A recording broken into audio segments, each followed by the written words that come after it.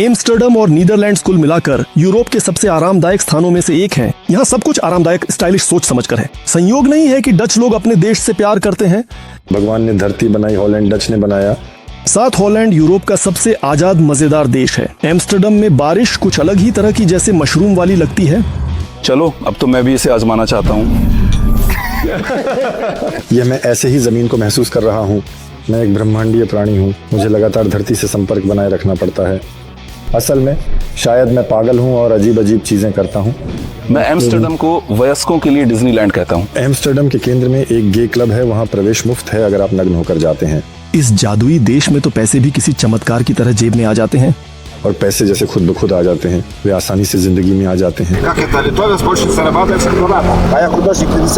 वहीं दूसरी ओर आजादी कई बड़ी समस्याओं को भी जन्म देती है। एम्स्टर्डम में उदाहरण के लिए बड़ी मात्रा में कब्जा किया गया आवास है और अक्सर ऐसा होता है कि मालिक उसे वापस नहीं ले सकते। ये पूरी इमारत तुम देख रहे हो एक अलग देश है, क्योंकि यहाँ कब्जा करने वाले लोग रहते हैं। आमतौर पर ये अराजकतावादी होते हैं। ये छपाई प्रेस थी। हाँ, जिसे कब्जा कर लिया गया और फिर स्क्वाट में बदल दिया गया। दूसरी ओर ये आपको एक असली वास्तविक किले में मुफ्त में रहने का मौका भी देता है। एंटी क्रैग, इसे ही कहते हैं एंटी क्रैग सिस्टम। और इसी तरह मैं लगभग 10 साल से रह रहा हूँ। हॉलैंड में भी कभी कभी मुश्किलें होती हैं, खासकर सुबह के समय। मदद करो लोगों। आई आई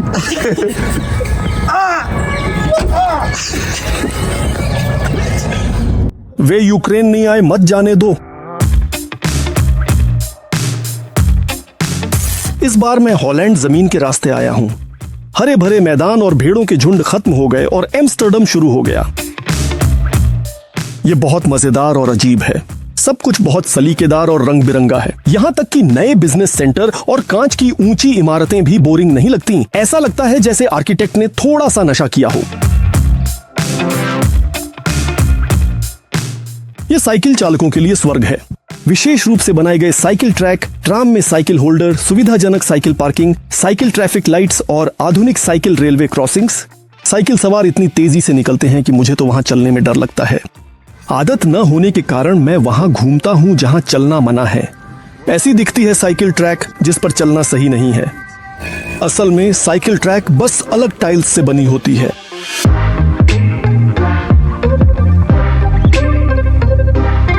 और ये है वान गॉग म्यूजियम। वैसे भी दुनिया के सबसे अजीब कलाकारों में से एक किस देश में रहता? वहीं टेढ़े मेढ़े इमारतें, सीधे नावों पर बने घर और दिखने में मजेदार लेकिन बहुत ही सुविधाजनक छोटी छोटी रंगीन गाड़ियां। इन सब के बारे में मैंने अपने पिछले एम्स्टर्डम वाले एपिसोड में बताया था, उसे भी देखना ना भूलें। अचानक बारिश शुरू हुई और उतनी ही जल्दी खत्म भी हो गई। एम्स्टर्डम में बारिश कुछ कुछ मशरूम जैसी होती है। एम्स्टर्डम में सिर्फ मशरूम ही पसंद नहीं किए जाते। यहाँ बस में एक लड़की को बहुत तेज उल्टी आ रही है। शायद वह किसी क्लब से आ रही है। हर जगह कॉफी शॉप्स हैं। जैसा कि पता चला वहाँ असल में कॉफी नहीं बिकती। ये माइक टायसन की कॉफी शॉप है। पिछले साल खुद माइक टायसन यहाँ आए थे। वे माइक टायसन का चॉकलेट वाला कान बेचते हैं जो स्वादिष्ट है और उस प्यारी पैकिंग में 1 ग्राम घास गांजा होता है। ये सच में तेज असर करता है। सबसे मजेदार बात यह है कि वह चॉकलेट का कान कटा हुआ है जैसे कांटा हुआ कान, और वह खुद मशहूर घास पीने वाला है।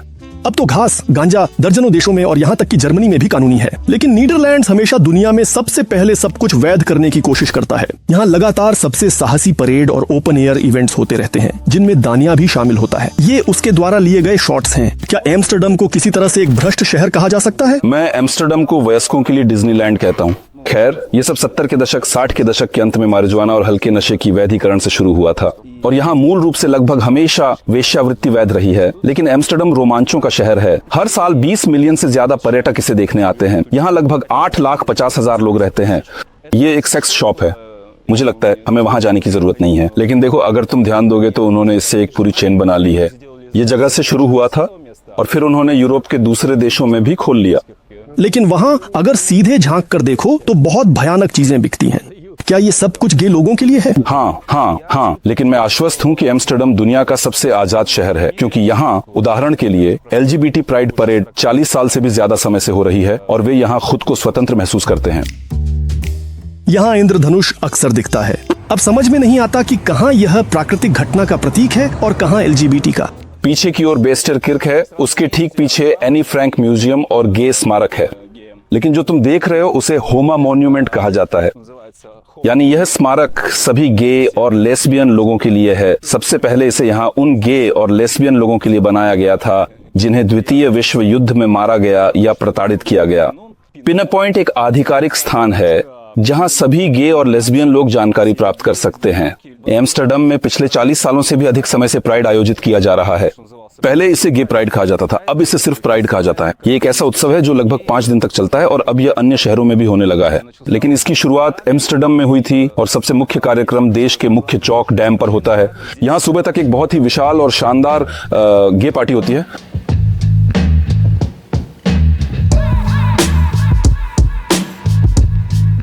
बदचलनी और नशे के बारे में जानकारी को किसी तरह पचाने के लिए मुझे शांत जगह जाने का मन हुआ, किसी आम कॉफी शॉप में, न कि कॉफी शॉप में, और प्रकृति को देखने का मन किया। मैं पार्क में चला गया और यहाँ झीलें हैं, साइकिल चलाने वाले लोग हैं और अजीबोगरीब मूर्तियां भी हैं। यह इलाका यॉर्डन कहलाता है और अब इसे आमतौर पर सबसे प्रतिष्ठित इलाकों में से एक माना जाता है। हालांकि लगभग 100 साल पहले यह इलाका एक पिछड़ा क्षेत्र था जहां बेरोजगारी और गरीबी बहुत ज्यादा थी। अब यह इलाका और असल में पूरा एम्स्टर्डम बहुत महंगा और प्रतिष्ठित हो गया है, सिर्फ इसलिए क्योंकि नीदरलैंड में शायद 30 साल से आवास संकट खत्म ही नहीं हो रहा है। यहाँ बहुत सारे लोग आ रहे हैं। उदाहरण के लिए ब्रेक्सिट के बाद जब इंग्लैंड यूरोपीय संघ से बाहर निकला तो सैकड़ों कंपनियां जो लंदन में काम करती थीं और इन सभी लोगों की वजह से एम्स्टर्डम में किराए की कीमतें काफी बढ़ गई हैं। मैं कहूंगा कि एम्स्टर्डम शायद यूरोप के सबसे महंगे शहरों में से एक है रहने के लिए। सबसे पहले तो किराए के मामले में, क्योंकि अलग अलग कारणों से मैं फिर भी मानता हूं कि ये थोड़ा सा कृत्रिम आवास की कमी है, नए घरों के निर्माण की कमी है, यानी बहुत जटिल और लंबी प्रक्रियाओं की वजह से।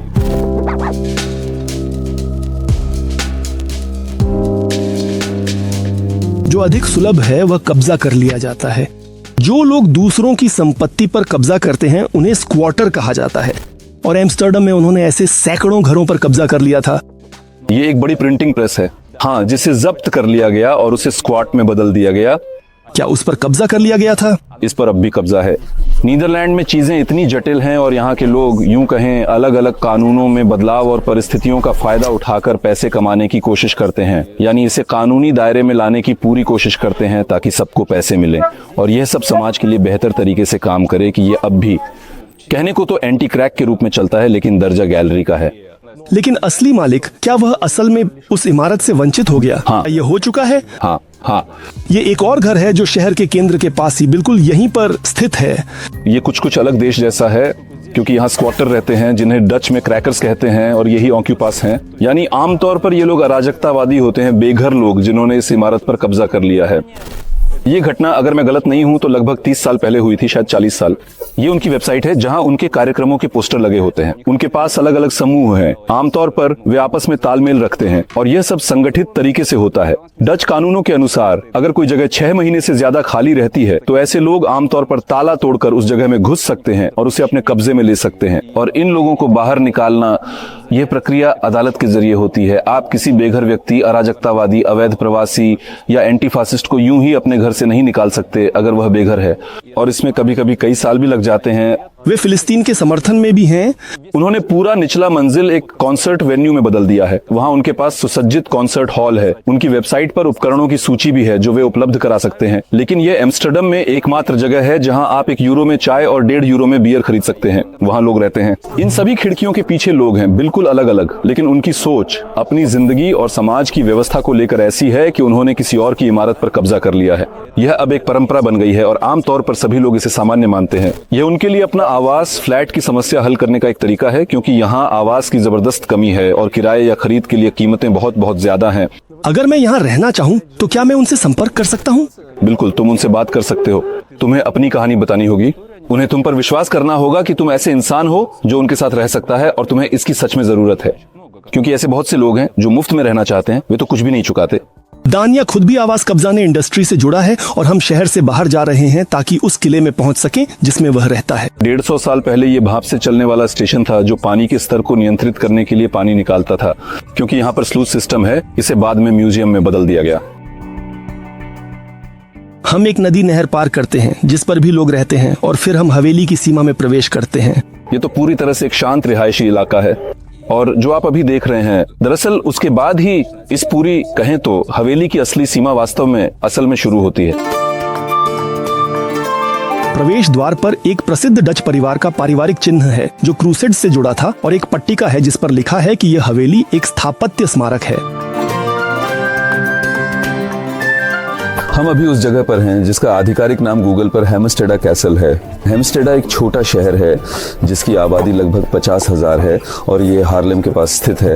ये कभी हॉलैंड की राजधानी हुआ करता था और यह एक ऐतिहासिक स्थान है। यहीं से इस शहर की शुरुआत हुई थी। हाँ, दानिया यहाँ रहता है। उसने इस किले पर कब्जा नहीं किया था, बल्कि उल्टा उसे इसलिए रखा गया था ताकि स्क्वाटर ना आए। अब ये दानिया का घर है और वह भी लगभग मुफ्त में। ये किस तरह की इमारत है और इसे 14वीं सदी में किस उद्देश्य से बनाया गया था? क्या इसका कोई तकनीकी उद्देश्य था? क्या यह उस समय पानी निकालती थी? नहीं। चक्की, यातना गृह। क्या वहाँ गुलामों को रखा जाता था? नहीं। सोचिए, उस जागीर कितना बड़ा रहा होगा अगर ये मिनी महल सिर्फ कबूतरों का घर था। कैसे पता चलता है कि यह कबूतर खाना है और इतना बड़ा क्यों? देखिए, 14वीं सदी में लोगों के पास थोड़े अलग अन्य, हाँ, तब तो वहाँ कोयलें भी होनी चाहिए थी। ये जो पुल है इसे 1659 में बनाया गया था। स्पेन के साथ 80 साल के युद्ध की संधि के बाद स्पेन और हॉलैंड के बीच 80 साल तक युद्ध चला था जो प्रोटेस्टेंटों पर अत्याचार के कारण हुआ था। जब युद्ध खत्म हुआ यह पुल बनाया गया। किला 2 बार नष्ट हुआ था। जो बचा है और गूगल पर हेमस्टेडा कैसल दिखता है वह एक अस्तबल है जिसमें लगभग 20 कमरे हैं। दानिया कई बड़े भवनों, विशाल क्षेत्र, पार्क, लॉन और यहाँ तक कि एक छोटे से जंगल को भी नियंत्रित करता है। इन पेड़ों के पीछे लगभग ऐसे 10 आवासीय कंटेनर हैं जहां खार्किव के एक ही इलाके के शरणार्थी, मुख्य रूप से महिलाएं, रहती हैं। वे वहाँ रहते हैं? हाँ, वे वहीं रहते हैं, पेड़ों के पीछे। और इस सारी हरियाली की देखभाल कौन करता है? नगरपालिका सेवा, सरकारी। ऐसी शान और शौकत एक ऐसे व्यक्ति की थी जो गुलामों के व्यापार से जुड़ा था। और अब हम मुख्य इमारत के प्रवेश द्वार पर आ गए हैं। ये उस व्यक्ति की प्रतिमा है जिसका नाम एड्रियन डी पाव था और 17वीं सदी में वह एम्स्टर्डम में अभियोजक था।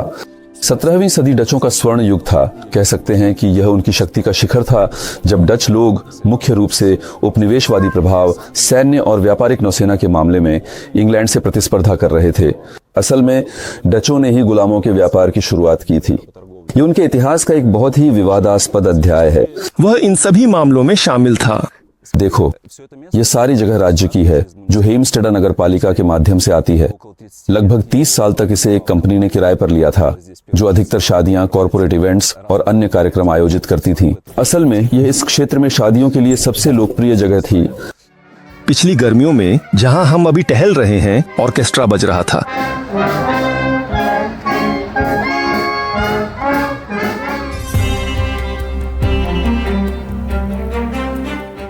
लैटिन में और घुड़सवारों के लिए ऊंचे दरवाजे।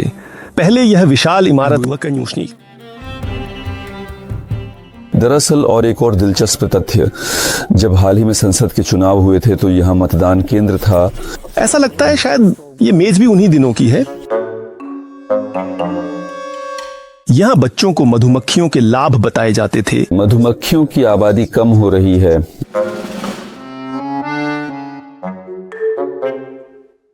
दानिया एक छोटे से घर में ही हमेशा रहता है। इस घर को लगभग 150 साल हो गए हैं। यह एक चाय घर था, मतलब मई से सितंबर तक यहाँ बाहर लगभग 10 मेजें लगी रहती थीं और अंदर लोगों को चाय परोसी जाती थी। लोग आराम से चाय पीते थे। यहीं पर काउंटर था। जब मैं यहाँ रहने आया तब भी यहाँ पेशेवर उपकरण रखे हुए थे, लेकिन यहीं पर लोगों को चाय परोसी जाती थी, सेवा की जाती थी। और अगर आप ध्यान दें तो यहाँ अलग अलग महिला और पुरुष शौचालय हैं। और ये वह कमरा था जहाँ बर्तन रखे जाते थे और अंग्रेजी शैली में चाय परोसी जाती थी। ये घर कई बार स्थानीय आयोजनों के प्रसिद्ध पोस्टरों पर भी अक्सर आ चुका है। ध्यान रहे कि मैं चाय क्लब में काम करता हूँ और चाय घर में रहता हूँ। मेरी जिंदगी में अभी सब कुछ, ये संयोग है ना? ये एक संयोग है, लेकिन यह भी एक बिल्कुल अद्भुत, जैसे कि कर्म से गहराई से जुड़ी हुई और असंयोगिता की स्थिति है।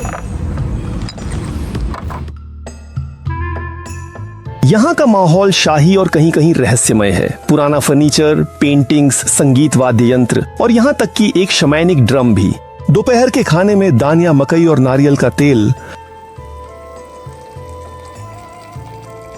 दोपहर खाना बहुत मोल्दावियन है। तो ये मेरा कमरा है। मान लीजिए मैंने तय किया कि सब कुछ इसी स्तर पर करूं। ऊपर 2 कमरे, एक बाथरूम है।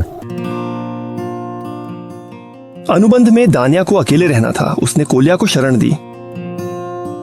वह इस घर की स्क्वाटरों से रक्षा करता है। तुम स्क्वाटर हो? हाँ, मैं स्क्वाटर हूँ। तो क्या तुम स्क्वाटर हो? फिर भी तुमने कब्जा कर ही लिया जिस पर कब्जा नहीं किया जा सकता। हाँ, यानी यह असंभव है, ये कोई भी नहीं कर सकता। लेकिन मैंने यह ऐसे किया। मैंने दानिया के दिमाग में घुसकर कुछ बटन दबाए, जिससे ऐसा हुआ कि दानिया ने मुझे बस मेहमान के तौर पर बुला लिया। कोलिया अपनी जिंदगी में कोशिश करता है कि तनाव न ले और हर दिन संगीत में मग्न रहकर आनंद ले। जैसे ही मैं एम्स्टर्डम पहुंचा, मेरा पहले ही मॉय चाय में एक कॉन्सर्ट था, यानी यह किस्मत थी। और इस तरह हम समय समय पर मिलते रहते थे। हमेशा कुछ ऐसा ही संवाद होता था। ओह नमस्ते। ओला लाला, और वह कहता है किले में आओ। मैंने कहा वो कौन सा किला? हाँ आऊँगा, लेकिन अभी नहीं। ज़रूर आऊँगा, पर नहीं। मैं यहाँ साइकिल से आया। एम्स्टर्डम से 1.5 घंटे का सफ़र था। ये भी रोमांच था। वह कहता है देखो, तुम यहाँ जितना चाहो रह सकते हो। मैंने सोचा, ओह, इससे पहले मैं अस्थायी सुरक्षा कार्यक्रम के तहत होटल में रह रहा था और यह 2 लोगों के लिए कमरा था।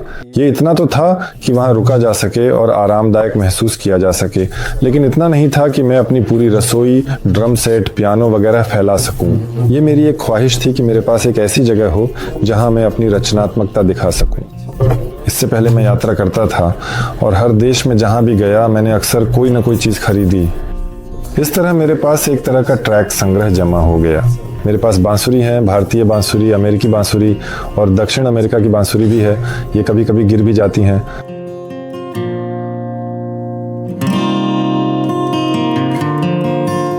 अंदर बच्चों का आरामदायक माहौल, 7 ड्रम भी वहां आ गए हैं। कोलिया रूसी लैप्टियो में चलता है और ये है अन्या, साइबेरिया से आई है। अरे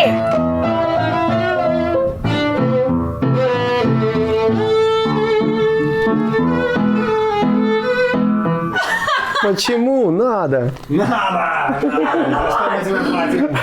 Народ просит. मौसम अच्छा है। कोलिया ड्रम लेकर आंगन में निकल जाता है।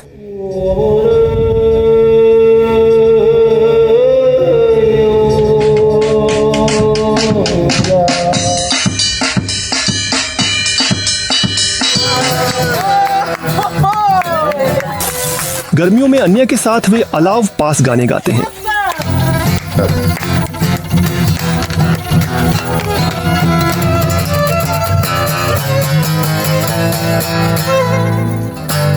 मेरा सपना था जो आखिरकार पूरा हो गया। मेरे पास हर दिन पियानो पर संगीत का अभ्यास करने का मौका है, क्योंकि ये मेरा सबसे पसंदीदा वाद्य यंत्र है और मैं बहुत खुश हूँ कि अन्या हमारे पास आती है। वो कॉन्ट्राबास बजाती है। एम्स्टर्डम में संगीत से कमाई हो सकती है क्या? कमाई की जा सकती है और यह लगातार होता है। तुम ये कैसे करते हो? मैं खैर दरअसल मैं बजाता हूँ। मैं चर्चों में कॉन्सर्ट बजाता हूँ। हम ध्यान संगीत, फ्लो म्यूजिक और इम्प्रोवाइजेशनल संगीत के कॉन्सर्ट करते हैं। क्या आपने कभी सड़क पर बजाने की कोशिश की है? कोशिश की है, मैंने कोशिश की है।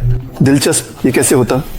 यह मेरे लिए सड़क पर संगीत बजाना सबसे पहले यह राहगीरों के साथ संपर्क बनाने और उनके साथ खुलने और अपने जज्बात साझा करने का एक अनूठा मौका है। और वे भी खुल जाते हैं क्योंकि इसमें एक तरह का आमंत्रित करने वाला तत्व होता है और इसमें इतनी सुंदरता है। मैं हैंग पर बजाता हूँ। उदाहरण के लिए मैं कहीं भी बैठ सकता हूँ, हार्लेम में भी पास में। मैं हैंग पर बजाता हूँ। लोग, ये उनके लिए अनोखा होता है। ये कौन सी अंतरिक्षीय थाली है? उन्होंने ऐसा वाद्य यंत्र न देखा या सुना है, जबकि यह विकसित देश है।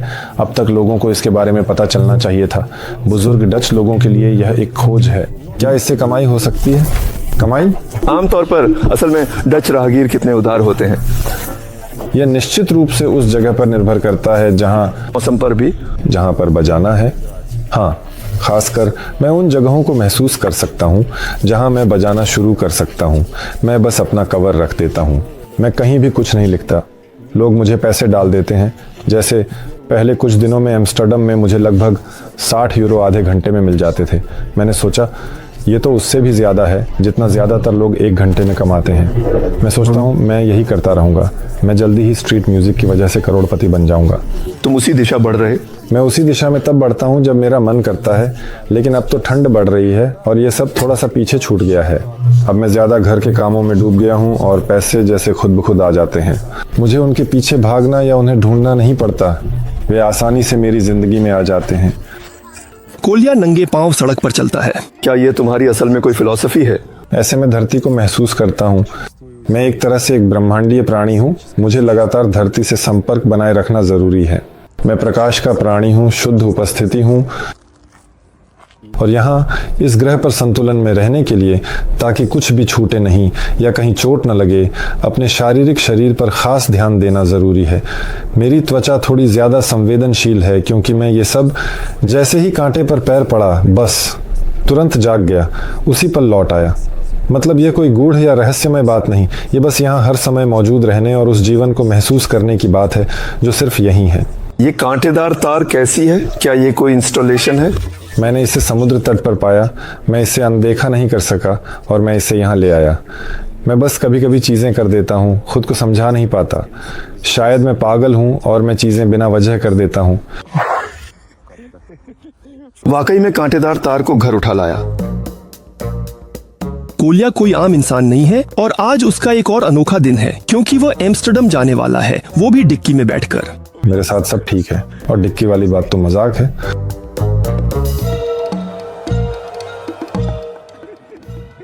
खैर मतलब ताकि दिखाई न दे बेहतर होगा। हम कार में नहीं समा रहे हैं और हम कोलिया को पुलिस से छुपाएंगे।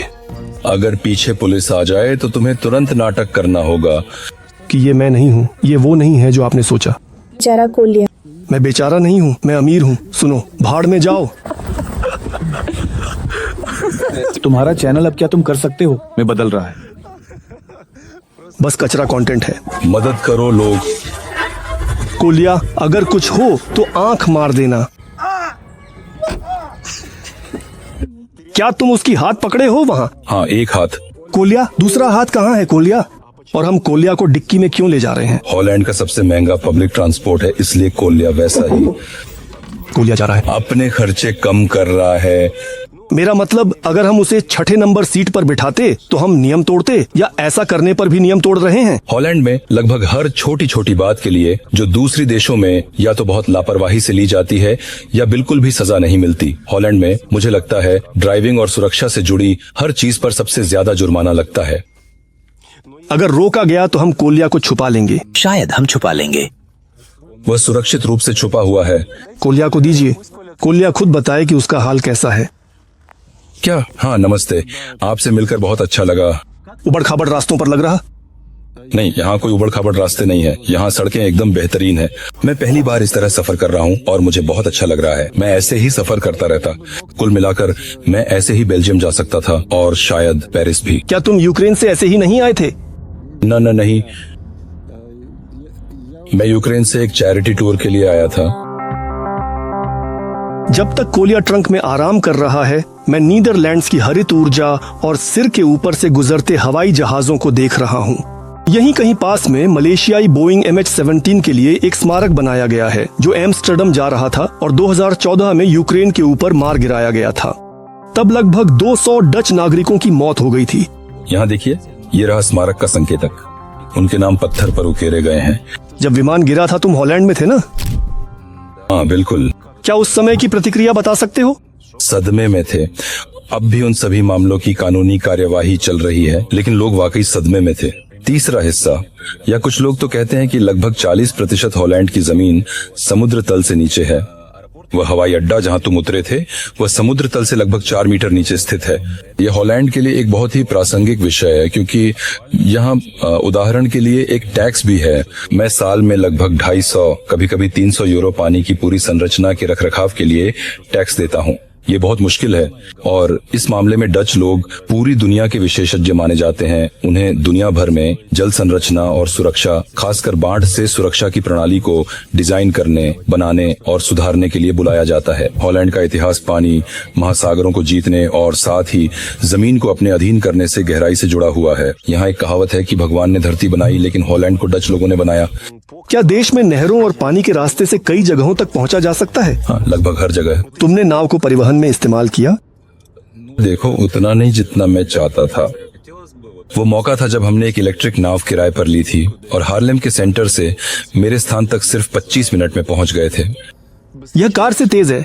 नहीं, लगभग उतना ही समय लगता है जितना कार से, लेकिन ये लोग सिर्फ जर्मनों के साथ ही इन हाईटेक मेगा याट्स में प्रतिस्पर्धा करते हैं। वो देखो बाईं तरफ है। हाँ, और मुझे लगता है उसके पास ही एक थोड़ी छोटी भी है। ये उस यॉट के पीछे है जिसे बनाया जा रहा है। एम्स्टर्डम एक बड़ा बंदरगाह ही रहा है। हम उसी बंदरगाह तक बढ़ रहे हैं। ये वह लाइनर है जिसमें शरणार्थी रहते हैं। मालवाहक बंदरगाह पहले ही एम्स्टर्डम से बाहर चला गया था और अब तटीय क्षेत्र खूबसूरती में बदल गया है। अब एम्स्टर्डम एक यूरोपीय बिजनेस सेंटर है। यहाँ बुकिंग, टेस्ला, उबर, नेटफ्लिक्स, एडिडास और नाइकी जैसे दिग्गजों के ऑफिस हैं।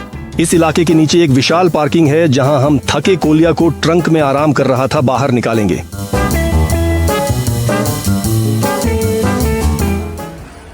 कोलिया, सांस लो। हे भगवान,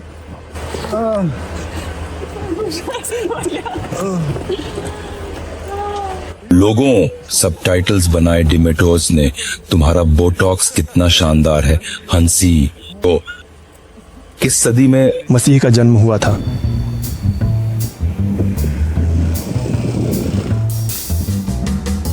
अब हम प्रिंस इन ग्रास्ट पर हैं। ये सबसे ज्यादा फोटो खींचे जाने वाले इंस्टाग्राम स्थानों में से एक है। यहाँ भीड़ रहती है। ये एनी फ्रैंक का फोटो म्यूजियम है। ये एम्स्टर्डम के सबसे ज्यादा देखे जाने वाले म्यूजियम्स में से एक है। यह एनी फ्रैंक की कहानी पर आधारित विश्व प्रसिद्ध म्यूजियम है। और यह कतार, ये उन लोगों की कतार है जिन्होंने पहले से अपनी बुकिंग कर ली है, टिकट खरीद लिया है। हाँ, वह तो मानो फुटपाथ पर ही लगभग हर रात बिता देता है। ये नावों के रुकने की जगह है जो मैं सभी को ऐसी खुली नावों की सवारी की सलाह देता हूँ।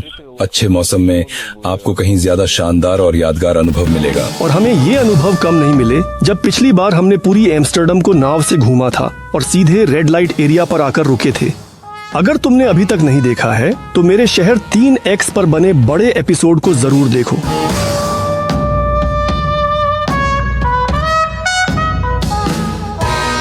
यहाँ मरम्मत चलती रहती है।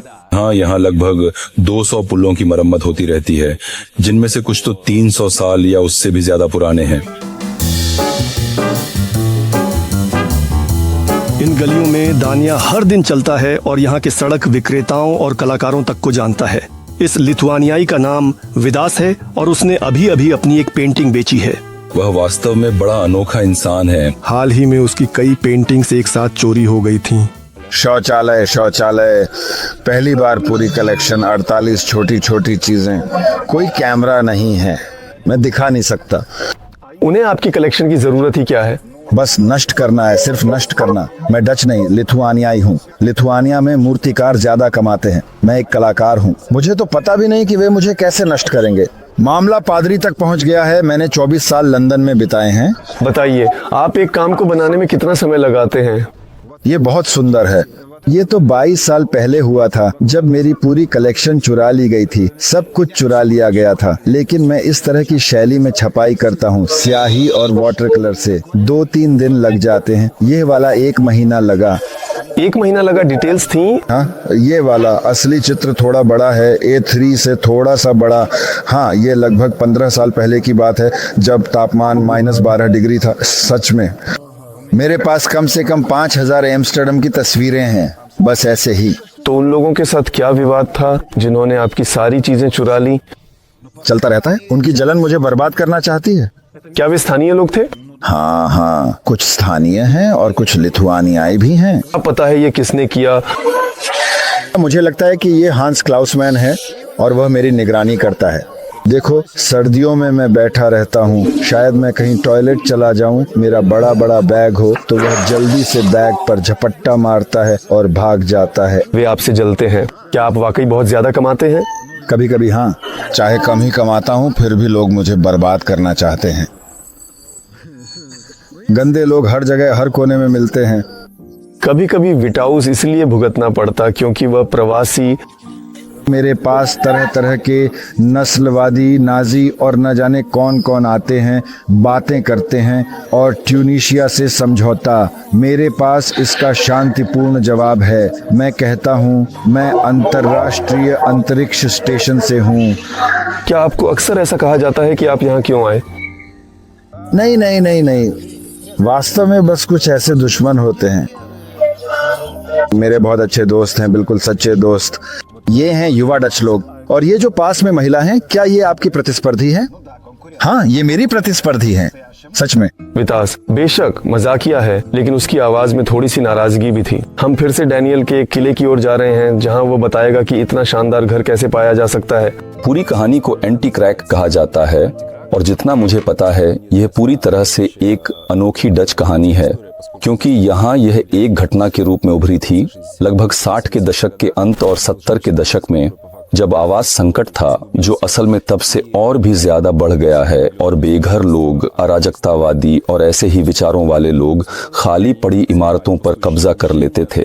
तो क्या इस किले पर भी ऐसे ही क्रैकर्स कब्जा कर सकते थे? यहाँ रहने का मेरा उद्देश्य, मेरा मतलब है, ये आवास किराए पर लेने का एक आधिकारिक तरीका है। मेरे पास किराए का अनुबंध है, और यहाँ रहने का मेरा मकसद ये है कि मुझे इस क्षेत्र की निगरानी करनी है, ताकि कोई बाहरी व्यक्ति ना आ सके और ऐसा कुछ ना हो जो किसी भी तरह से नुकसान पहुंचा सके या यहाँ कोई गड़बड़ी कर सके। अगर वे क्रैकर्स यहाँ आ जाए, क्या तुम्हें शारीरिक रूप से उन्हें भगाना पड़ेगा या कैसे? देखो, चूंकि वे देखते हैं कि यहाँ लोग रहते हैं, तो उनकी कहें तो इस जगह पर कब्जा करने की प्रेरणा बहुत कम हो जाती है। क्या वे ऐसा नहीं करते? हाँ, क्रैकर्स तो सच में कुछ भी कब्जा कर सकते हैं। ये बिल्कुल अलग अलग जगह हैं, कमरे होते हैं। ये कोई अस्पताल हो सकता है, जेल हो सकती है, या फिर बच्चों का पायनियर कैंप भी हो सकता है जो काम नहीं कर रहा हो। हाँ, मतलब ये तो देखो, ये एक आवासीय जगह है जो खाली पड़ी रहती है। उसमें ऐसे लोगों को रखा जाता है जो उसकी देखभाल करते हैं। मेरे कॉन्ट्रैक्ट में तो यहाँ तक लिखा है कि जैसे ही मुझे किसी जगह की चाबी मिलती है, उसके 24 घंटे के भीतर वहां एक बिस्तर, मेज, कपड़ों का न्यूनतम सेट और कुछ और जरूरी चीजें होनी चाहिए। जल्दी शिफ्ट करना जरूरी है। हाँ। और मान लो, क्या तुम छुट्टी पर जा सकते हो? मुझे नहीं पता। और क्या ऐसा हो सकता है कि घर बिल्कुल खाली पड़ा रहे? अगर मैं 2 हफ्ते से ज्यादा बाहर रहता हूँ, तो मुझे इस एजेंसी को पहले से सूचित करना होता है।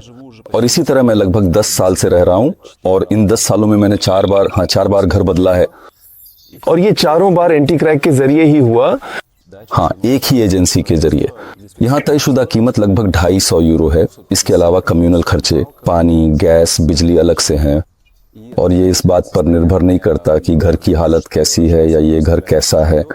ये लगभग तयशुदा 250 यूरो ही रहती है, जो कि निश्चित रूप से अगर आप एम्स्टर्डम में किराए की दरों और आमतौर पर मकान की समस्या को देखें तो ये बिल्कुल अलग है।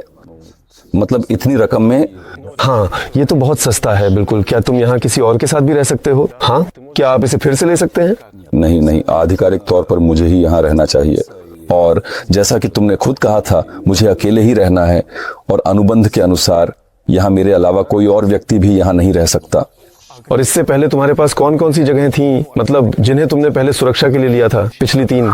सबसे पहली जगह रॉटरडैम के उपनगर में एक सुंदर और आरामदायक घर था, जहां मैं लगभग 6 साल तक रहा। फिर उसके बाद एम्स्टर्डम के एक रिहायशी इलाके में एक अपार्टमेंट था, और उसके बाद एक और जगह थी जिसमें झील का शानदार नजारा था, वो भी एम्स्टर्डम के उपनगर में एक अलग खड़ा हुआ घर। असल में ये झील के किनारे एक विला जैसा था। ठीक है, तो अब ये अपार्टमेंट है।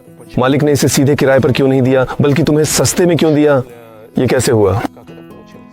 अगर ये अपार्टमेंट एम्स्टर्डम के सेंटर में है।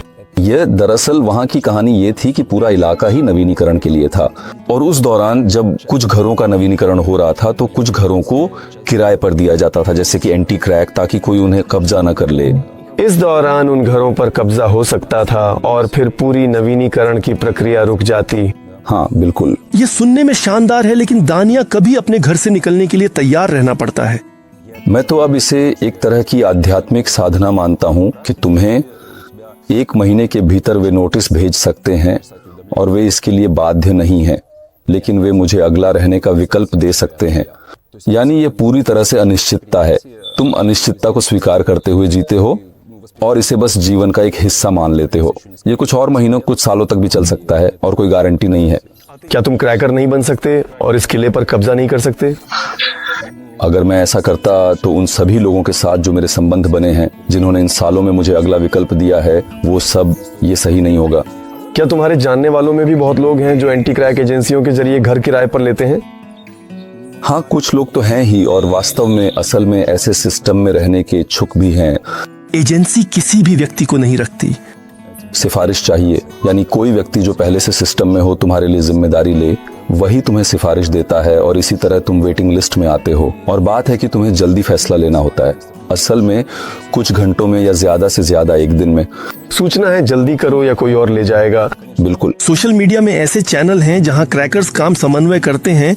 पिछले से पिछले साल एक बहुत प्रसिद्ध अमीर रूसी ओलिगार्क की विला पर कब्जा कर लिया गया था।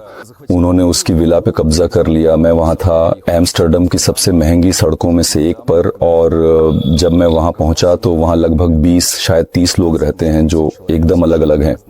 वे अराजकतावादी, फांसीवाद विरोधी नारों को बहुत पसंद करते हैं। आमतौर पर ऐसे भवनों पर तुरंत एक चादर टांग दी जाती है जिस पर ऐसे सारे बयान लिखे होते हैं। और अब तक भी वे वहां से, मान लीजिए, शायद निकले नहीं हैं। नहीं, वहां ये मुकदमा 1 साल से भी ज्यादा चला। वो व्यक्ति शुरू में प्रतिबंधों के तहत था, फिर वो लोशी से प्रतिबंध हटा दिए गए और आखिरकार अदालत ने उन्हें वहां से निकाल दिया, लेकिन इसमें 1 साल से ज्यादा समय लग गया। Как это больно, в висок иголка. Если ты пропустил, это я на операции по пересадке волос в Турции. Вот так тяжело даются некоторые выпуски. Получилось страшно, истерически смешно, но на выходе красиво. Посмотри этот ролик, если еще не видел. Ссылку оставлю внизу в описании. И там же контакты клиники, куда лучше задавать вопросы о самой операции. Что-то я устал. Пора менять работу.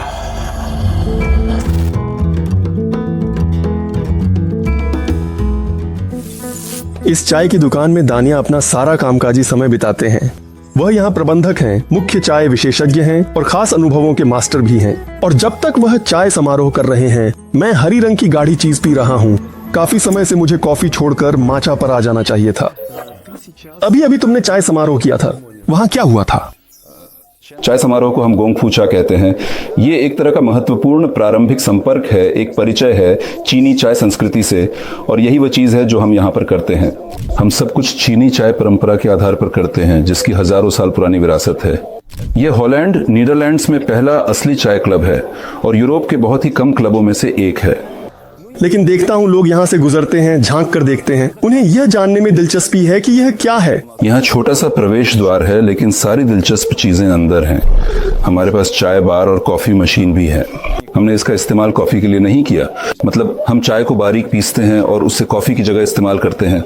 हम चाय का अर्क निकालते हैं और उसे चेरी के रस, लेवेंडर के अर्क, वनीला और हिबिस्कस के अर्क के साथ मिलाते हैं। हम चाय के कॉकटेल बनाते हैं। यहाँ लोग ध्यान और योग सत्र आयोजित करते हैं। सारा सजावट एशियाई शैली में की गई है। मेरे परिवार में वैसे भी चीनी लोग थे। मेरे दादा चीनी थे, मतलब तकनीकी रूप से देखा जाए तो मैं 1/4 चीनी हूँ। मेरी माँ आधी चीनी है। लंबे समय तक मेरी माँ और चाची नोवोसिबिर्स्क के पहले चीनी रेस्तरां में से एक की मालिक थीं। मैंने कभी नहीं सोचा था कि चाय का सेट इतना महंगा हो सकता है। 400 यूरो। ऐसी एक प्याली पर कलाकार कई दिन काम करता है। कहीं कहीं 5 दिन तक ये पूरी तरह हाथ से बना है, बारीक काम है, माइक्रोस्कोपिक ब्रश से किया जाता है। सबसे महंगी है? नहीं। तो क्या लोग अक्सर आपसे 400 यूरो की चीजें खरीदते हैं? इतनी बार नहीं, लेकिन काम के पहले वर्षों की तुलना में अधिक बार। जैसा कि मैंने कहा, हम तीसरे-चौथे साल में काम कर रहे हैं, और जो लोग इससे जुड़ते हैं, जिन्हें इसमें दिलचस्पी है, वे इसमें पूरी तरह डूब जाते हैं।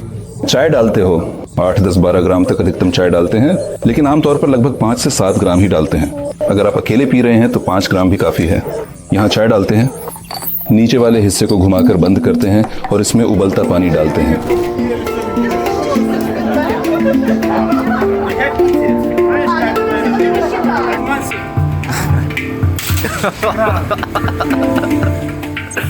अभी यहाँ अक्सर आता है। वह इस जादुई प्लेट पर बजाता है और पुअर चाय बनाता है। यानी मैं उसके बिना भी कर सकता हूँ। इसका मतलब ये नहीं है कि मैं चाय पर निर्भर हूँ, लेकिन उसके साथ जैसे और मज़ा आता है, कुछ हल्का महसूस होता है। यानी ऐसे ही लोग कहेंगे जो किसी को नशे की लत लगाने की कोशिश करते हैं।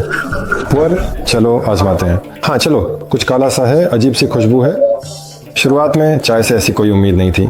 आमतौर पर जो लोग पैकेट वाली चाय पीते हैं, और हम ऐसे ही पीते रहे, एक के बाद एक। वह कहता है क्या ऐसे थोड़ा थोड़ा करके पीना चाहिए, एक के बाद एक कहता है हाँ ऐसे ही चीनी लोग पीते हैं।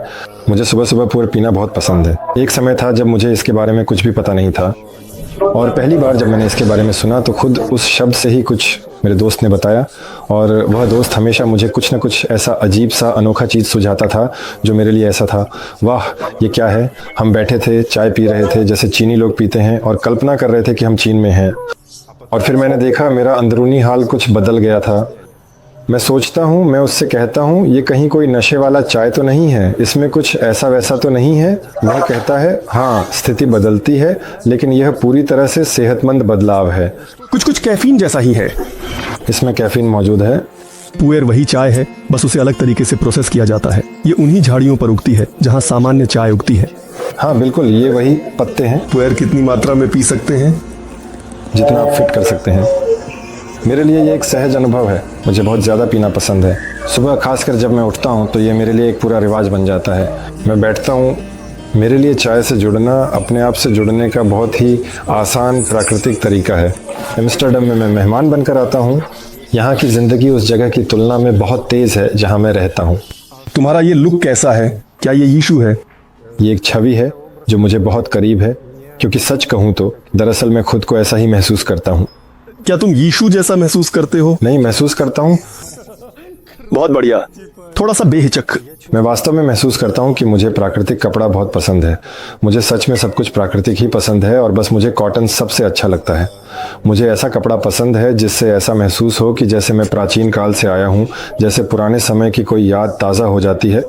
मुझे प्राचीनता पसंद है, और ऐसा लगता है जैसे उसमें वापस जाना चाहता हूँ, उसे फिर से जीना चाहता हूँ, क्योंकि सब कुछ आगे बढ़ रहा है, जैसे समय आगे बह रहा है। लेकिन मुझे वहाँ नहीं जाना जहाँ सब जा रहे हैं। मुझे वहाँ जाना है जहाँ से सब कुछ शुरू होता है, और वहीं मुझे संभावना दिखती है। वहीं मुझे कुछ जीवंत असली चीज़ नज़र आती है जिसे मैं संजो कर रखना चाहता हूँ। और यहाँ पर तुम्हारी भूमिका क्या है? यहाँ मैं दरअसल यूँ कह सकते हैं असल में इस जगह का दोस्त हूँ। अच्छा, बहुत बढ़िया। और मुझे यहाँ आना बहुत पसंद है। ऐसा अक्सर होता है कि मैं यहाँ आ जाता हूँ। मैंने सोचा था कि तुम बस आए और इस जगह को ऐसे ही बना दिया। एम्स्टर्डम में बहुत अजीब लोग होते हैं। मुझे नहीं पता। देखो, अजीब लोग वे होते हैं जो खुद को खुलकर व्यक्त करते हैं। हाँ, हमारे यहाँ तो ऐसा माना जाता है कि कोई इंसान अजीब है ना? हाँ। अगर तुम हमारे किसी शहर में ऐसे ही चलोगे तो लोग कहेंगे देखो अजीब लड़का जा रहा है।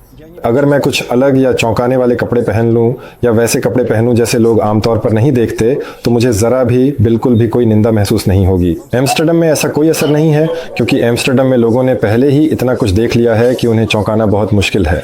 यहाँ एम्स्टर्डम के बिल्कुल केंद्र में एक गे क्लब है, और अगर तुम ग्रुप में आते हो तो वहाँ प्रवेश मुफ्त है। और वहाँ अंदर जो कुछ भी होता है मैं तो उसकी कल्पना भी नहीं करना चाहता। ठीक है, बताने की जरूरत नहीं, मुझे भी थोड़ा बहुत अंदाजा हो गया। अब मुझे बस कई से ढके एम्स्टर्डम के नहरों और अजीबोगरीब गाड़ियों की कल्पना करनी रह गई है। नए एपिसोड मिस न करने के लिए सब्सक्राइब करें। फिर मिलेंगे।